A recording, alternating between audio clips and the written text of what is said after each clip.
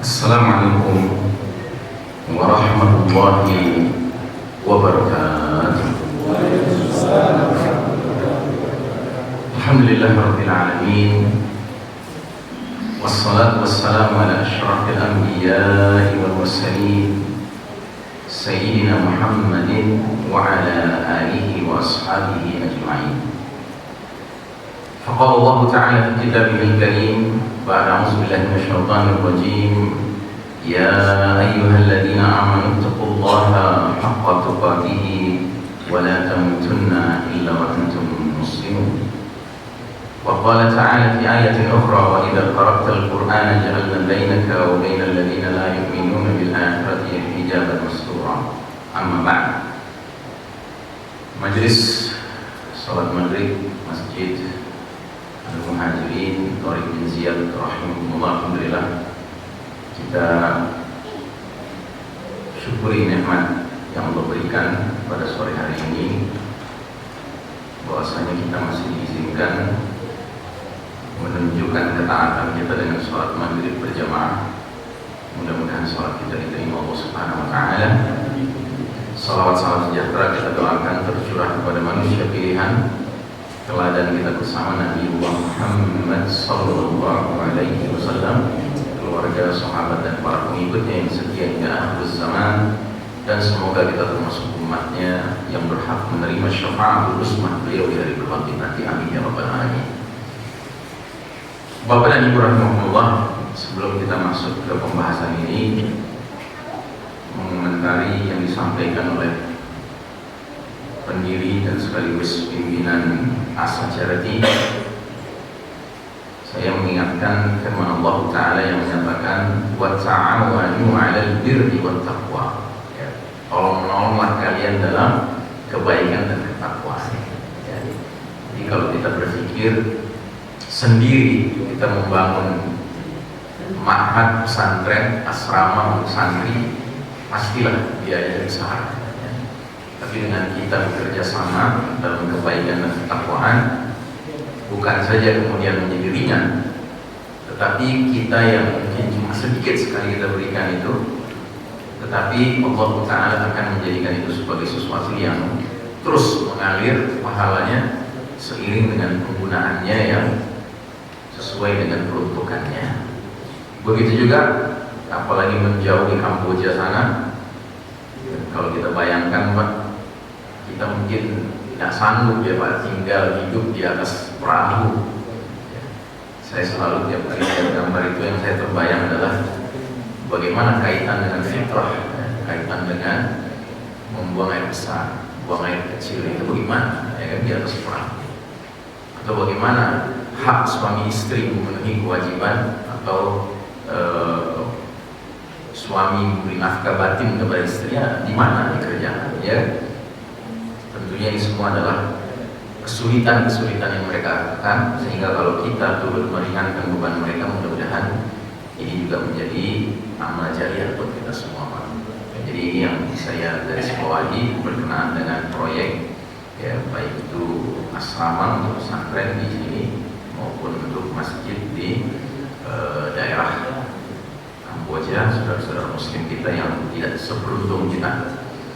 Baik, pada malam hari ini tema yang saya angkat seperti terlihat di layar adalah urgensi ma'rifatus zaman. Maknanya pentingnya memahami kondisi zaman. Ya. Jadi Bapak dan Ibu rahimakumullah, zaman itu adalah waktu, masa. Ya. Dan biasanya istilah zaman itu waktu yang panjang dan mencakup umat yang besar, itu zaman. Kalau untuk seorang pribadi kita biasanya menyebutnya umur, usia. Tapi sama, dia sebenarnya waktu. Dan ada sebuah hadis dari Nabi kita yang mengatakan a'maru ummati baina sittin was sab'in. Umur umatku, umat Islam ini rata-rata antara 60 hingga 70 tahun. Yang lebih dari 70 tahun itu sedikit jumlahnya. Ya. Saya tidak tahu di masjid ini yang termasuk barang langkanya ada berapa itu? Yang sedikit itu ya. Yang jelas saya pun sudah mulai masuk ke dalam kategori lampu merah ini, karena sudah antara 60 dan 70 ya, 61 tahun ya. Dan Nabi kita wafat takdir Allah pada usia 63. Khalifah pertama Abu Bakar Siddiq radhiyallahu anhu juga ditakdirkan Allah wafat usia 63. Khalifah kedua Umar bin Khattab radhiyallahu anhu juga wafat usia 63. Jadi siapapun yang sudah memasuki usia 60 ini harus benar-benar siap-siap Pak. Karena ini sudah masuk ke dalam era akhir zamannya masing-masing ya. Nah jadi saudara rahimakumullah, itu pribadi. Nah di dalam hidup kita di dunia yang terikat waktu ini Pak, usia, umur ini, dunia mempunyai tabiatnya sendiri. Dan dunia itu tabiatnya sangat berbeda dengan akhirat. Kalau di akhirat segala sesuatu bersifat baqa. Apa artinya baqa? Kekal, ya, lestari. Tapi kalau di dunia semua sifatnya apa? Fana. Fana itu artinya apa? Fana itu artinya sementara. Jadi mereka di dunia, kita ini di dunia ini, sementara kita senang, sementara kita sedih, sementara kita beruntung, sementara kita rugi. Itulah dunia Pak. Tabiat dunia tidak ada sesuatu pun yang kekal, yang abadi tidak ada. Tapi lain halnya dengan akhirat. Kalau di akhirat itu segala sesuatu sifatnya kekal, bahwa mereka yang senang di akhirat akan terus-menerus merasakan kesenangan. Mudah-mudahan kita masuk golongan itu Pak. Sebagaimana sebaliknya mereka yang sengsara di akhirat akan terus-menerus mengalami kesengsaraan. Wa na'udzubillahi min dzalik. Bahkan Allah sampai mengatakan kullama nadijat juluduhum baddalnahum juludan ghairah liyadzuqul 'adzab. Setiap kali kulit mereka habis terbakar oleh api neraka, kami ganti dengan kulit yang baru. Agar apa? Agar supaya merasakan ya, dahsyatnya azab. Jadi nggak ada ceritanya orang di akhirat itu susah terus jadi senang kan? Tapi kalau di dunia ini tempatnya Pak, susah dan senang silih berganti. Nah itu baik dalam urusan pribadi kita sebagai manusia maupun urusan umat ini Pak. Umat ini juga demikian. Tidak ada ceritanya umat ini karena adalah umat Islam yang Allah berikan iman, takwa, lalu di dunia ini harus mengalami kemenangan terus-menerus. Tidak ada ceritanya Pak. Umat Islam pun kadang menang, kadang kalah. Sebagaimana orang-orang kafir yang pada hakikatnya tidak diridhai Allah Ta'ala hidupnya dan gaya hidupnya. Bukan berarti mereka akan terus-menerus mengalami kerugian di dunia ini. Kadang-kadang mereka beruntung di dunia. Nah jadi karena itulah kita perlu memahami kondisi zaman kita. Ini zaman yang kita jalani ini seperti apa? Nah dalam rangkaian hadis-hadis Nabi SAW, kita dijelaskan oleh Nabi kita apa yang disebut dengan alamatus sa'ah, tanda-tanda sudah dekatnya hari kiamat, tanda-tanda akhir zaman. Dan ternyata berdasarkan hadis-hadis Nabi berkenaan dengan hal ini, ada beberapa hadis yang menggambarkan situasi kita sekarang, Pak. Saya setidak-tidaknya mencatat ada 8 situasi kondisi umat Islam hari ini yang terkait dengan hadis-hadis tadi. Ya. Ini 8-8-nya ya. Tapi tentunya kita tidak mungkin selesaikan malam ini. Ya. Karenanya saya membatasi malam ini kita membahas yang nomor 3, Pak. Bahwasanya zaman yang kita jalani sekarang ini termasuk era penuh fitnah, seperti sepotong malam yang gelap gulita. Bahasa Nabi dalam hadisnya sebagai berikut: Badiru bil a'mali fitanan qita'il lailil muslim. Segeralah kalian beramal sebelum datangnya fitanan, seperti malam yang gelap gulita. Apa artinya fitanan?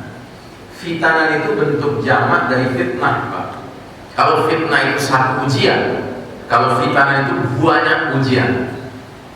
Jadi Nabi pernah menyampaikan bahwa suatu ketika nanti akan datang era, masa, zaman di mana umat ini dilanda oleh fitnah dalam jumlah yang banyak sekali. Dan kalau era itu datang, kaqita'il lailil muslim, kehidupan akan menjadi laksana malam yang gelap gulita. Nah, kalau kita mau jujur, Pak, ternyata hadis ini mengacu ke zaman kita sekarang. Ya. Zaman kita sekarang ini zaman di mana fitnah itu begitu banyak, Pak. Kita tidak menghadapi satu jenis fitnah saja zaman sekarang. Kita bukan hanya menghadapi fitnah keimanan, tapi kita menghadapi fitnah akhlak. Kita bukan hanya menghadapi fitnah di dalam urusan ekonomi, tapi juga urusan politik, urusan sosial, budaya, pendidikan, kedokteran, farmasi, peternakan, pertanian, semua bidang ada fitnahnya hari ini. Kalau kita mau jujur, Pak, ya, contoh, Pak, apa bukan fitnah namanya, Pak? Bahwa sekarang muncul makanan-makanan yang sifatnya destruktif, merusak, ya. Tetapi justru itu yang digemari. Ya, ya, contoh misalnya bagaimana kita semua, mungkin sebagian besar kita semua itu doyan sekali dengan apa yang disebut dengan mie, ya, mie yang jelas mengandung apa? Ya, mengandung vaksin yang pada hakikatnya itu merusak. Tapi itu kegemaran anak-anak muda, ya, bahkan kita yang tua pun kadang-kadang suka juga makan itu. Kita tahu dia mengandung masalah, tapi kita makan terus. Ya. Ada lagi yang lebih buruk, mereka-mereka yang sudah tahu bahwa ini memang merusak, tetapi mereka jadikan itu hobinya. Dan hobi itu dari bahasa Arab, Pak. Hobi, hob itu cinta, kecintaanku, kesukaanku. Misalnya apa? Misalnya jadi ahli hisab. Ya, ngerti Pak ya, ahli hisab ya? Bukan ahli ru'yat, ahli hisab. Ya. Kan aneh, Pak. Siapapun tahu yang namanya asap itu nggak pantas kita masukkan ke dalam tubuh kita. Tapi karena sudah jadi kebiasaan, bahkan jadi hobi, ya biasa-biasa saja. Padahal kerusakan yang ditimbulkan bukan hanya kerusakan kesehatan, tapi juga kerusakan ekonomi.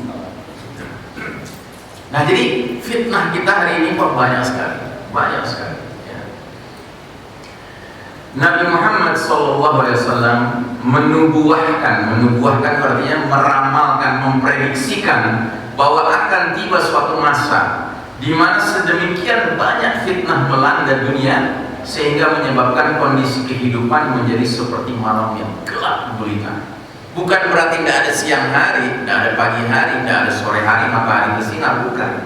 Cuma kegelapan yang ada adalah kegelapan yang sifatnya maknawi, bukan kegelapan zahiri fisik, tidak, tapi kegelapan maknawi. Kita dikepung oleh, kalau bahasa Inggrisnya, dark values, nilai-nilai kegelapan, Pak.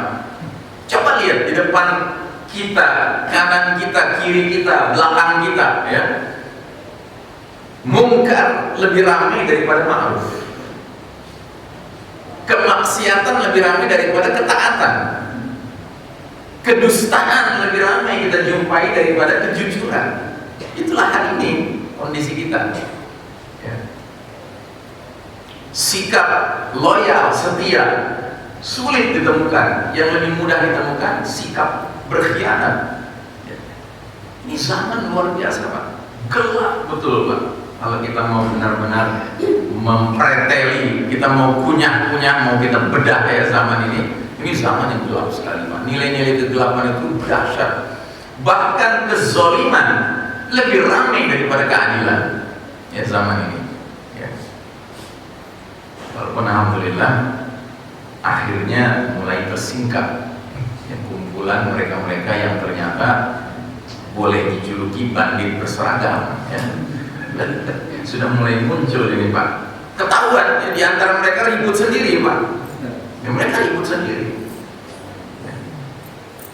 Jadi itulah zaman kita Pak ya.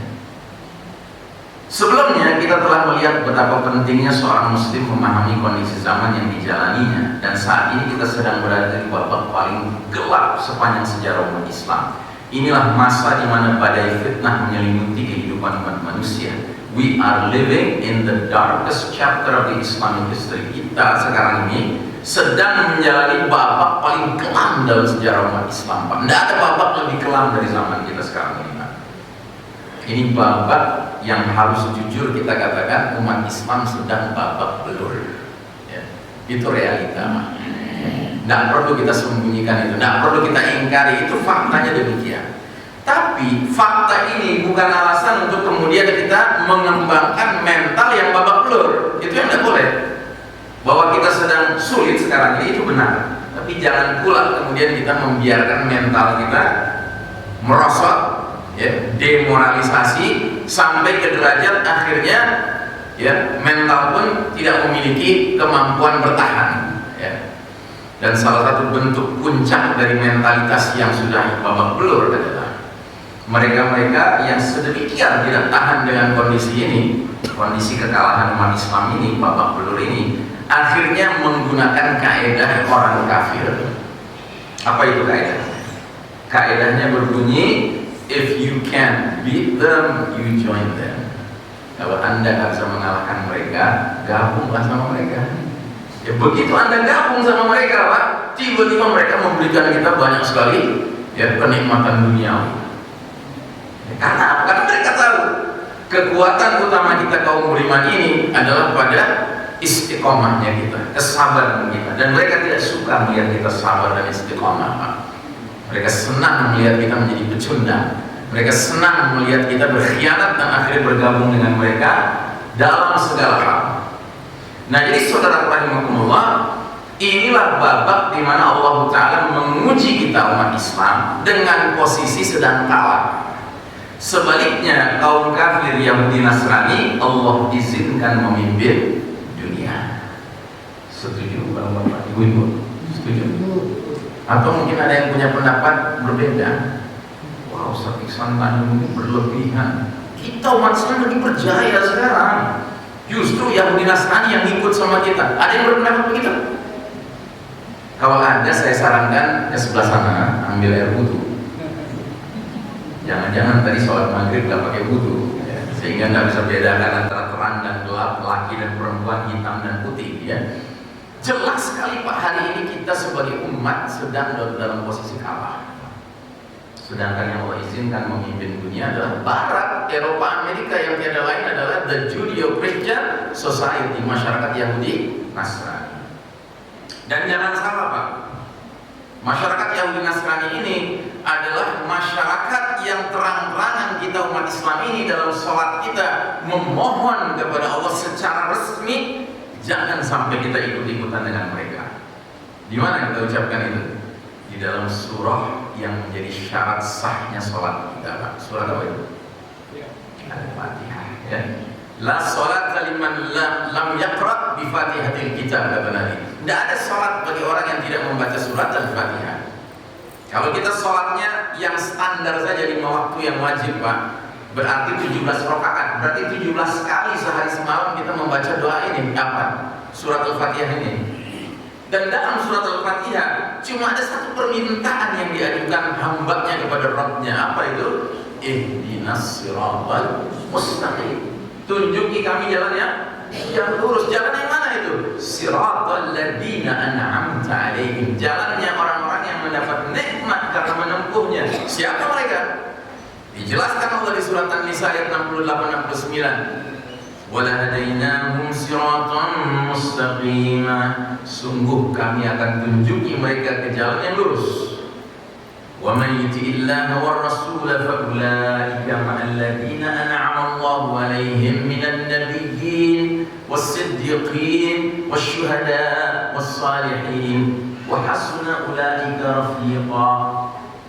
Jadi kata Allah dalam dua ayat ini, sungguh kami akan tunjuki mereka jalan yang lurus. Barang siapa taat pada Allah dan Rasul, niscaya Allah akan bersamakan mereka dengan orang-orang yang telah mendapat nikmat karena menempuh jalan yang lurus itu, yaitu para nabi, para siddiqin, orang-orang yang jujur ucapannya, jujur perilakunya, para syuhada, orang-orang yang rela menyerahkan harta dan jiwanya di jalan Allah Ta'ala sampai berperang di jalan Allah melawan musuh-musuh Allah, menemui mati syahid, dan as-salihin, orang-orang yang banyak berlomba melakukan kebaikan-kebaikan.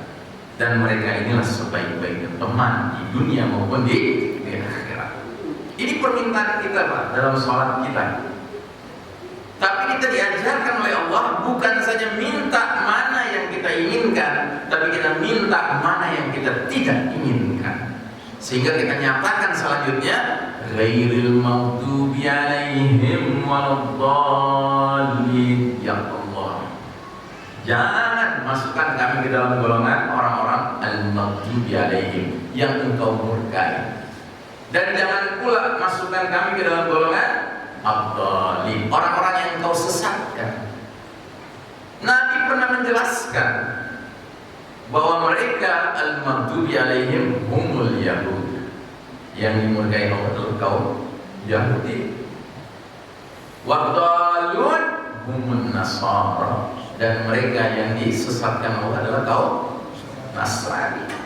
Jadi 17 kali Pak dalam sholat kita minta jangan sampai kami masuk dalam golongan Yahudi atau Nasrani.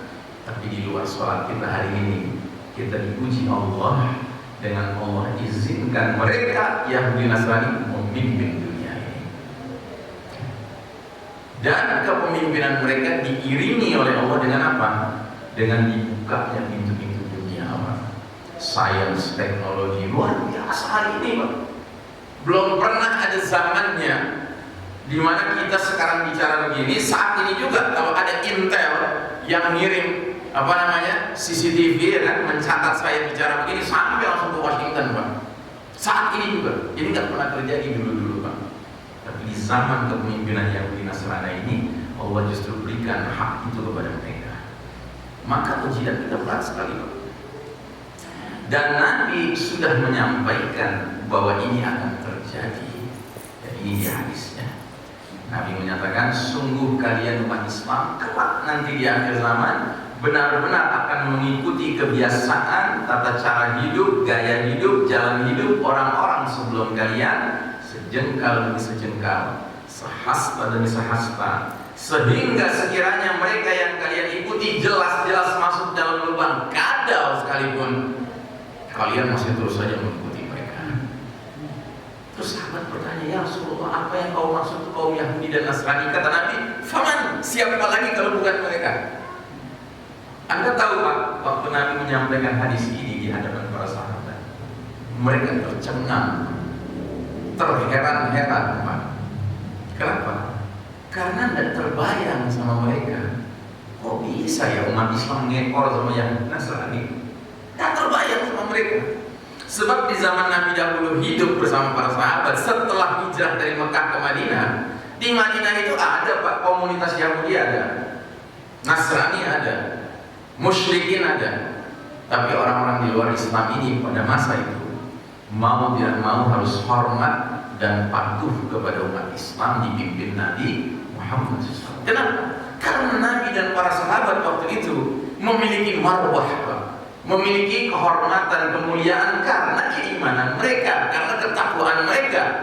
Sehingga orang-orang kafir-kafir ini malah tunduk kepada Nabi dan kaum muslimin saat itu.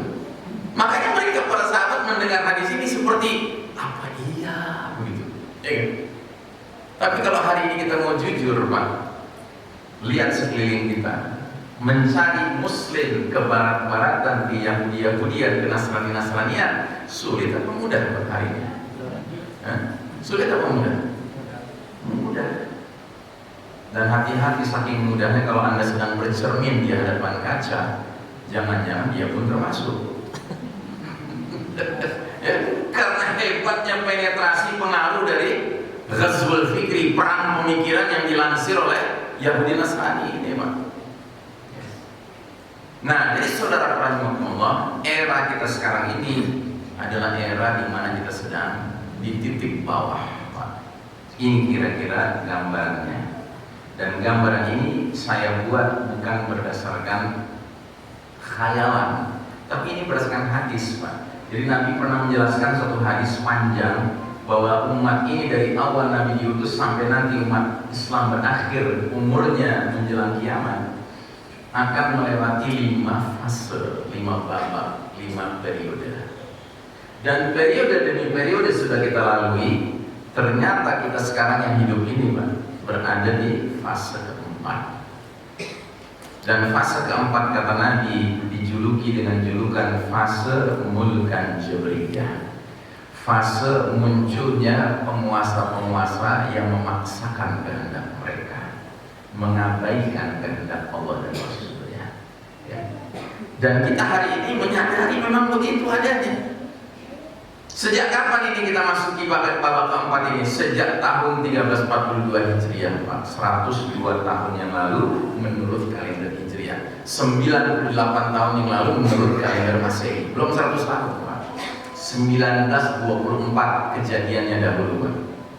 Ya, umat Islam kata Allah cukup memimpin umat manusia. Sekarang aku serahkan tongkat kepemimpinan umat manusia ke pihak lain. Jadi kita tadinya memimpin, Pak, berjaya, Pak, 1342 tahun Hijriah, Pak. Kita berjaya, Pak. Umat Islam ini menjadi umat percontohan, jadi ikuti oleh umat-umat lainnya. Makanya kalau Anda pernah lihat lukisan-lukisan raja-raja Eropa abad 18, abad 17 ya, coba perhatikan lukisan raja-raja Eropa, Pak. Itu mereka celananya cingkrang, Pak. Tahu cingkrang? Celananya tidak menutup mata kakinya. Kenapa? Karena mereka melihat umat Islam yang menjadi percontohan, celananya cingkrang, tidak menutup mata kaki. Begitu juga wanita-wanita Eropa di abad 18, abad 17, abad 16 itu terkenal mereka itu berpakaian serba tertutup walaupun rambutnya terurai. Tapi kenapa mereka begitu? Karena mereka menjadikan umat Islam, wanita-wanitanya sebagai percontohan. Lama, Pak, kita memimpin umat manusia. Bukan setahun, 2 tahun, bukan 10 tahun, 20 tahun, bukan 100 tahun, 200 tahun, tidak, Pak. 1342 tahun, Pak, kita memimpin umat manusia. Baru saja 102 tahun yang lalu Allah nyatakan cukup umat Islam mimpin, sekarang aku kasih giliran yang lain. Boleh Allah melakukan itu? Berani-berani bilang nggak boleh. Ya, hak Allah. Allah yang mengatakan dalam Al-Quran, Qulillahumma malikal mulki tu'til mulka man tasha' wa tanzi'ul mulka mimman tasha'. Katakanlah, wahai Allah, pemilik segenap kerajaan, Engkau beri kerajaan kepada siapa yang Kau kehendaki, Engkau cabut kerajaan dari siapa yang Kau kehendaki. Jadi Allah punya maksud kenapa kita sekarang harus berada di bawah garis merah, Pak, yang berarti kita menjadi umat yang sedang kalah. Karena Allah ingin menguji kita. Kalian sudah menang ribuan tahun, sekarang aku mau lihat kalau kalian kalah, bagaimana sikap kalian. Apakah tunduk patuh berserah diri kepada kaum kafir, atau sebaliknya kalian tetap tegar di dalam mengimani Allah dan Rasulnya dan nilai-nilainya. Ya. Nah, jadi saudara rahimahullah, selanjutnya kaum kafir Yahudi Nasrani ini merancang, membangun dan mengokohkan tegaknya sistem kafir syirik yang mereka beri nama Novus Ordo Seclorum. Ini bahasa Latin, Pak. Kalau bahasa Inggrisnya New World Order, bahasa Inggrisnya tatanan dunia baru, yang tiada lain layak disebut sistem Dajjal. Di sistem dunia sekarang ini lebih layak disebut sistem Dajjal. Jadi kita tadinya memimpin 1342 tahun. Apa yang kita perkenalkan pada umat manusia? Sistem hidup berdasarkan iman tauhid. Tapi begitu orang-orang kafir yang memimpin umat manusia sejak 102 tahun yang lalu, kira-kira mereka mau meneruskan tidak sistem iman tauhid? Mau tidak? Hah? Mustahil. Pimpin orang kafir ini lebih pantas disebut sistem Dajjal. Nah, jadi saudara rahimakumullah, sistem Dajjal ini sebuah tatanan dunia yang sejatinya dipersiapkan untuk menggelar karpet merah menyambut hadirnya juru selamat mereka, yaitu Ad-Dajjal. Umat Islam didorong untuk turut mendukung sistem ini, sistem Dajjal ini, yang berarti kita diajak untuk turut menyambut hadirnya fitnah paling dahsyat sepanjang sejarah Bani Adam. Padahal mestinya nanti kalau Dajjal muncul, apa sikap kita Pak terhadap Dajjal? Apa? Bagaimana sikap kita kalau nanti Dajjal muncul? Kita imani dia atau kita kufuri dia? Kita wajib kufuri Pak. Kenapa? Karena Dajjal akan menyatakan kalimat hoax yang paling dahsyat, kalimat dusta yang paling dahsyat. Apa yang dia akan ucapkan? Ana rabbukum, aku Rabb kalian. Persis seperti ucapan siapa? Firaun. Padahal Firaun nggak punya apa-apa kecuali kekuasaan. Sedangkan Dajjal nanti bukan saja punya kekuasaan, tapi dia punya ilmu sihir. Dia bisa menampilkan air seperti api, menampilkan api seperti air. Jadi saudara rahimakumullah, sistem iman tauhid yang kita dahulu perkenalkan kepada umat manusia hari ini sama musuh-musuh Allah ingin ditenggelamkan, ingin dibenamkan, dan kita semua umat Islam dipaksa untuk melupakan sejarah. Jangan sekali-kali berpikir kejayaan Islam. Kejayaan Islam itu sudah berakhir, sekarang tidak ada lagi kejayaan Islam. Kira-kira begitu. Nah, akhirnya mereka perkenalkan sistem kafir syirik yang kita sekarang sedang alami ini, Pak. Sebuah sistem di mana orang kafir, orang muslim sama suaranya, Pak. Nilainya sama suaranya. Pernah dengar istilah itu, Pak? Itu ajaran apa? Ajaran apa itu, Pak? Suara orang beriman sama suara orang kafir sama. Suara profesor sama orang nggak pernah sekolah sama. Itu namanya ajaran apa? Demoskratus. Bahasa Latinnya begitu, Pak. Demos itu artinya rakyat, kratus itu artinya kekuasaan, kedaulatan. Di dalam ayat Al-Quran, dalam hadis Nabi, cari sampai ke ujung ayat, ke ujung hadis, nggak akan Anda temukan pernyataan Allah atau Rasulnya bahwa kekuasaan ada di tangan rakyat. Tidak ada. Kekuasaan di tangan siapa? Walillahi mulkus samawati wal ardh. Kekuasaan itu milik Allah Subhanahu wa taala, dan kewajiban kita sebagai manusia, hamba Allah, adalah aslama, tunduk kepada Allah taala. Nah, jadi sistem sekarang ini, sistem kafir syirik ini tiada lain adalah sistem Dajjal. Ini sistem Dajjal, Pak. Nah, dan ini Anda tahu ini gambar apa, Pak? Simbol apa ini, Pak? Simbol salah satu lembaga internasional dunia, Pak. PBB.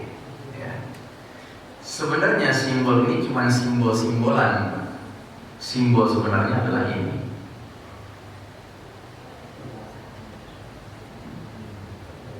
Nah, ini simbol sebenarnya, Pak. Simbol apa ini? Ini simbol ini. Pernah lihat gambar ini, Pak? Ini kertas apa, Pak? Kalau uang cepat ya. One apa artinya? Orang apa ya? Mande. Jadi ini uang lembaran $1 Amerika Serikat, Pak. Ternyata salah satu sisinya ada gambar seperti ini, Pak. Mereka jelaskan bahwa ini adalah the Great Seal. Seal itu stempel, great itu mulia, suci, sakral. Jadi stempel yang sakral. Itu gambar seperti ini. Gambar sebuah piramida yang terpotong bagian atasnya. Lalu di atas piramida itu ada segitiga yang ukurannya cocok untuk menjadi pucuk piramida itu, tapi belum menempel. Terus di dalam segitiga itu ada mata tunggal, ya. Lalu di sekitar segitiga itu dikasih cahaya, seolah-olah mata tunggal ini adalah sumber cahaya, sumber petunjuk. Padahal bagi kita umat Islam, simbol mata tunggal itu simbol apa? Dajjal. Innahu a'warul lain wa inna rabbakum laisa bi'awar. Sesungguhnya Dajjal itu bermata sebelah, mata satu, sementara Rabb kalian Allah Ta'ala tidak bermata sebelah. Jadi mereka ingin memperkenalkan sebuah tatanan dunia yang bentuknya laksana piramida, mengerucut ke atas untuk menyambut kedatangan pucuk pimpinan piramida itu, yakni makhluk bermata sebelah, Dajjal. Dan mereka kasih nama proyek ini dengan nama Novus Ordo Seclorum. Apa artinya? Novus artinya new, baru, Ordo artinya order, tatanan, Seclorum artinya sekuler, artinya world, dunia. Jadi Novus Ordo Seclorum artinya new world order, tatanan dunia baru. Jadi mereka ingin mengarahkan kita semua untuk rame-rame tunduk di dalam sistem tatanan dunia baru. Dan di atasnya ini ada kata-kata unwitquotis. Apa artinya? Artinya he has favored our undertakings. Dia, si mata tunggal ini, si Dajjal ini telah merestui berbagai upaya-upaya kami. Upaya apa? Upaya mewujudkan sistem ideologi menurut Dajjal, sistem politik menurut Dajjal, sistem ekonomi menurut Dajjal, sistem budaya menurut Dajjal, sistem pendidikan menurut Dajjal, sistem kedokteran menurut Dajjal, sistem farmasi menurut Dajjal, sistem pertanian, peternakan, militer, ya, media massa, semuanya menurut kemauan kufur Dajjal. Nah, karenanya di dalam buku Dajjal the Antichrist karya Ahmad Thompson, penulis Muslim berkebangsaan Inggris, buku ini diterjemahkan ke bahasa Indonesia dengan judul Sistem Dajjal. Beliau mengatakan ada 3 sisi dari Dajjal itu. Ada sisi oknum Dajjalnya, di individual yang belum keluar itu kan, yang disebutkan Nabi dalam berbagai hadis. Kemudian ada sisi peradabannya, sistem kehidupannya, ya. Dan ada sisi kekuatan gaibnya, kekuatan yang tidak tampaknya, kekuatan di belakang layar, the unseen force, ya. Nah, ini bukunya kalau Anda bisa baca bahasa Inggris, kira-kira begini bentuk aslinya bukunya. Ini yang versi bahasa Inggris.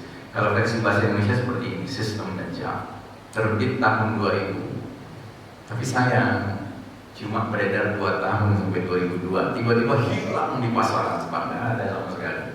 Mungkin diborong sama para agen-agen sistem Dajjal, gitu, supaya nggak dibaca orang. Waktu itu kami telusuri sampai tahun 2005, kami telusuri Pak, sampai penerbitnya kami cari, penerbitnya pun sudah gulung tikar, penerbit semesta. Tapi alhamdulillah tahun 2013 terbit lagi oleh penerbit Zahira namanya, ya, dengan judul yang sama, Sistem Dajjal. Nggak tahu sekarang masih ada atau tidak di toko-toko buku. Tapi kalau Anda cukup punya kerajinan membaca buku, saya anjurkan sekali baca buku ini, Pak.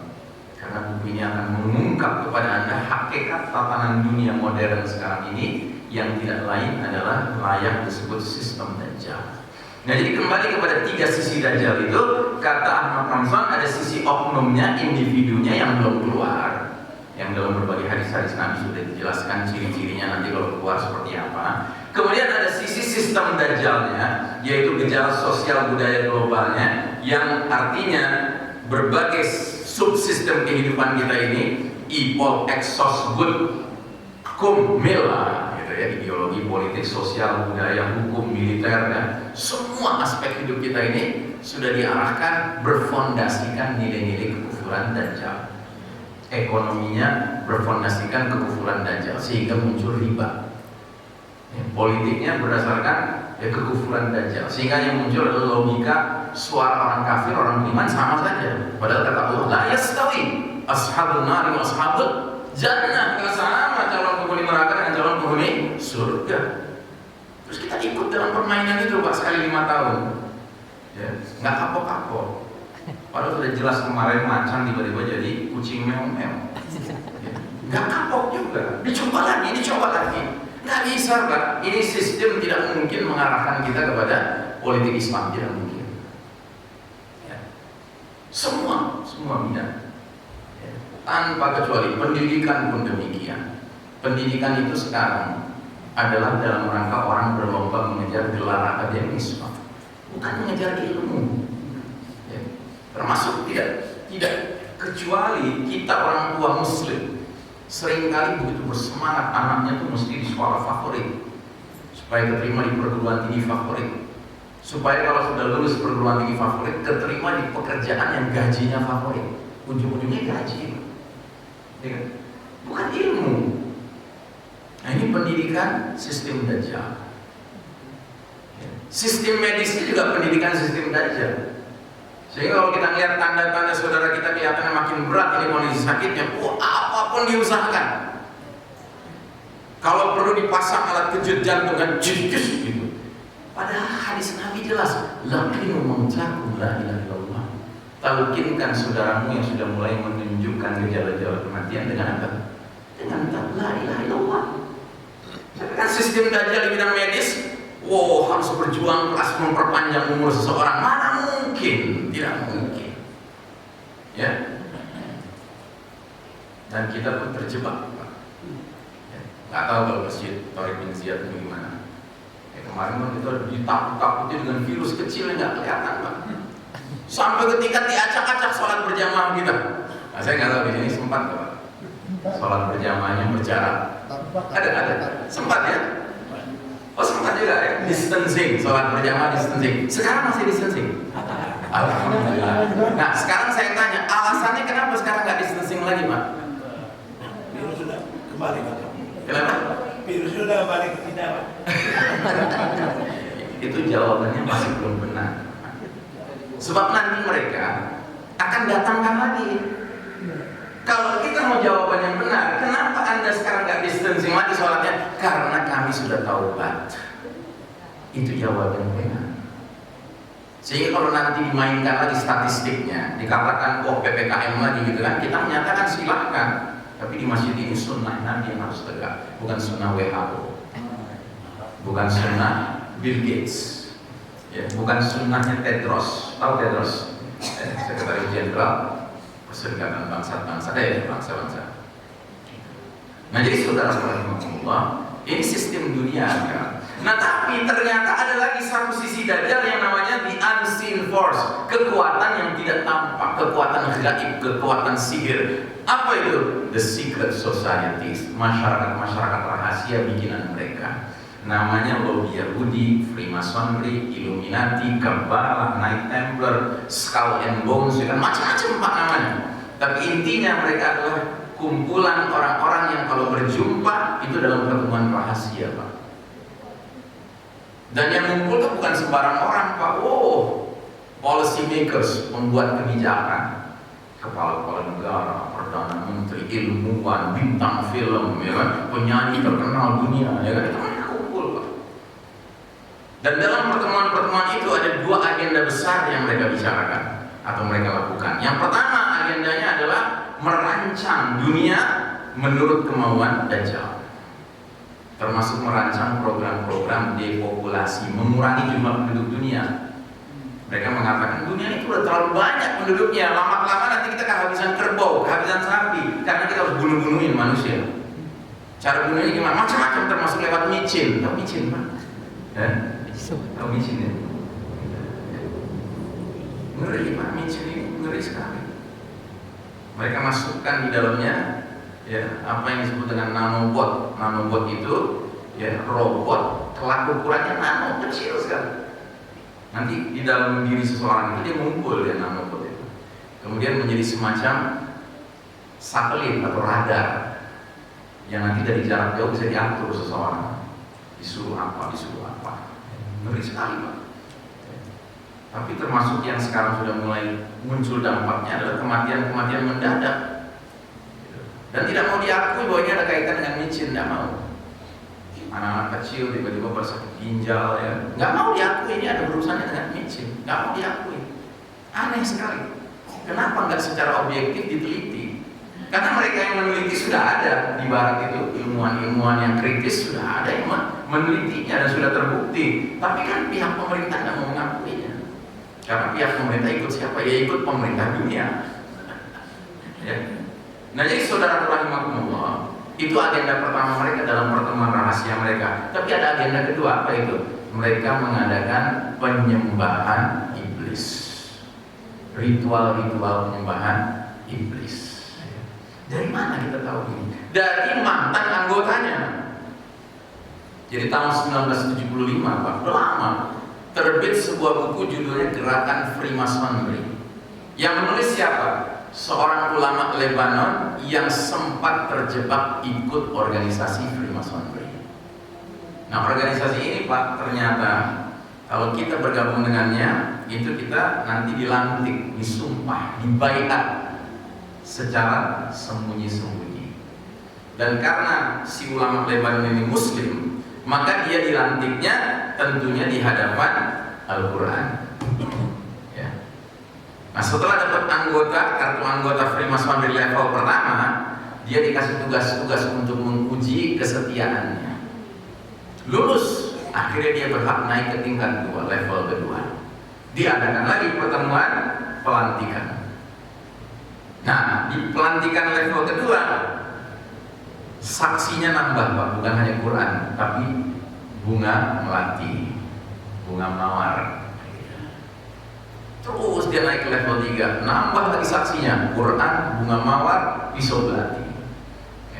Terus naik ke level 4, saksinya 4, level 5, saksinya 5, level 6, saksinya 6, level 7, saksinya 7, tapi satu sudah ditarik, apa itu? Al-Quran, sudah tidak ada Al-Quran. Si ulama ini ikut aja terus tanpa sadar. Gak taunya dia saking dedikatifnya, Pak, dia berhak sampai ke level 30. Nah, Freemasonry ini level tertingginya cuma 33, Pak. Dan level 33 yang tertinggi itu hanya boleh kalau seseorang berdarah Yahudi. Kalau nggak berdarah Yahudi, mentoknya level 32. Nah, ini ulama ini sudah sampai level 30. Nah, di level 30 ternyata di dalam lafal pelantikannya, sumpah keanggotaannya harus menyatakan kalimat in the name of Lucifer, atas nama iblis saya bergabung dengan organisasi ini. Sadarlah dia, ini hizbus syaitan, ini partai syaitan, ini saya nggak pantas ada di sini. Saya ini ulama Muslim. Dia keluar, Pak. Dia tulis buku membongkar gerakan Freemasonry. Jadi kita tahu bukan karena mengada-ada, Pak, tidak. Karena memang anggotanya sendiri yang taubat menceritakan. Dan ini mereka yang memimpin dunia sekarang. Elit global ini ya, mereka ini anggota-anggota secret society ini, Pak. Hampir semua presiden Amerika Serikat pasti ya. Presiden Indonesia bagaimana? Wallahu a'lam bishawab. Nah, jadi saudara rahimakumullah, tatanan dunia baru disebut sistem Dajjal karena memiliki karakter seperti Dajjal.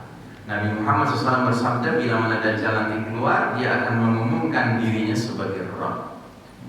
Sistem Dajjal hari ini tanpa mengatakan, tapi menuntut semua manusia di muka bumi ini menjadi hamba-hamba dari sistem ini. Siapa yang mau nurut dengan aturan main sistem Dajjal hari ini, diberi berbagai kemudahan. Siapa yang nggak nurut, dia akan dipersulit. Nggak micin, nggak boleh masuk mal, nggak boleh naik pesawat, nggak boleh naik kereta, ya kan? Makanya micin online. Gitu. Kan semua disuruh online, Pak. Kerja online, sekolah online, ya kan? Belanja online. Kenapa micin nggak online? Ya, coba pikir, Pak. Nah, jadi saudara rahimakumullah, maka mereka yang membenarkan Dajjal, termasuk membenarkan sistem Dajjal, akan diberi surga oleh Dajjal, oleh sistem Dajjal.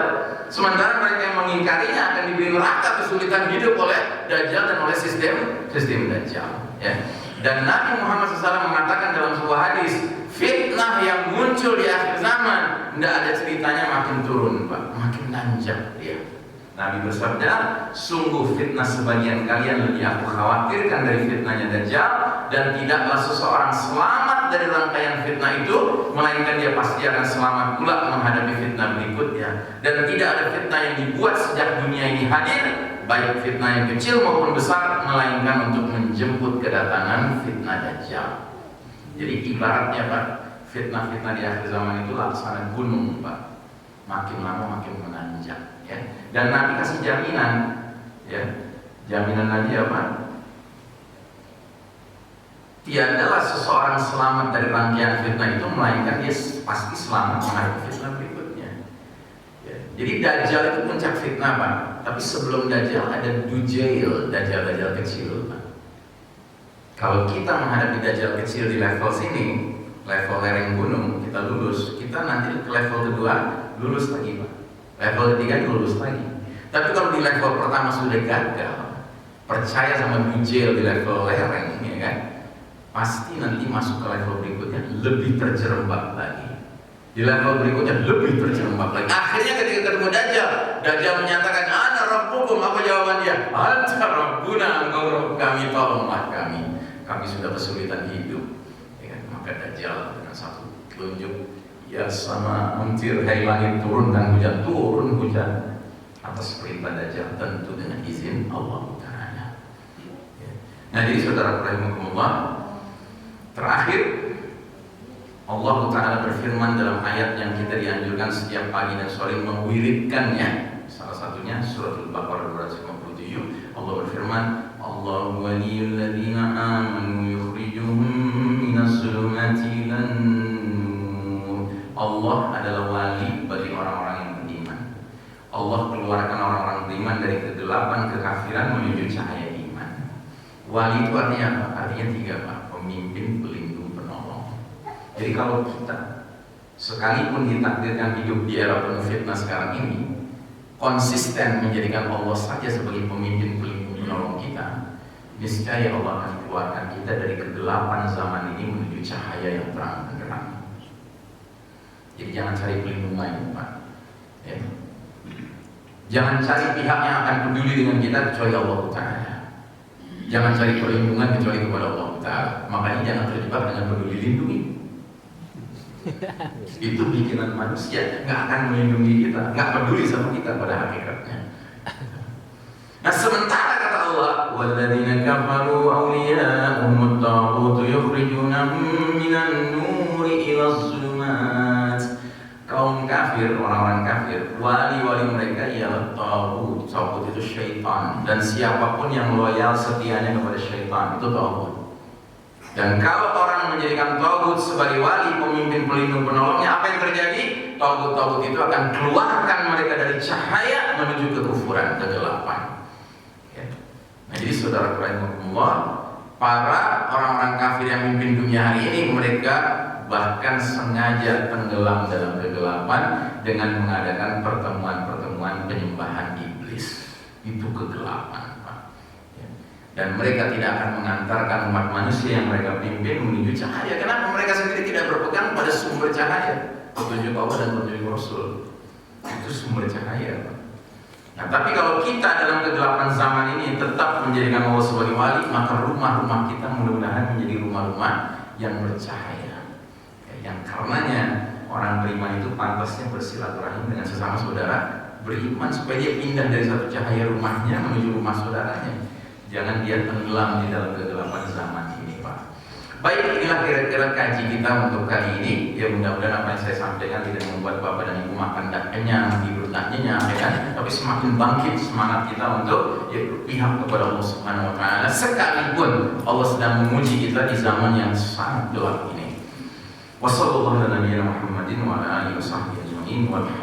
wabarakatuh. Wassalamualaikum warahmatullahi wabarakatuh.